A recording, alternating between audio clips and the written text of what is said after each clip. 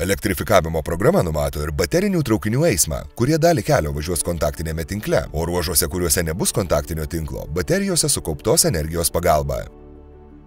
Šiame projekte mūsų regionai irgi pajus tiesioginę naudą, galėdami važiuoti naujesniais bateriniais traukiniais. Kelionės pradžią važiuodami traukiniu elektra varomu ir ten, kur baigsis mūsų tinklas, pradės važiuoti elektros energija varoma iš baterijos ir pasiekę savo galutinį tašką, kuriame bus įrengtos baterijos krovimo stotelės, ten pasikraus ir taip gebės vėl grįžti iki vietos, kur pasieks laidus.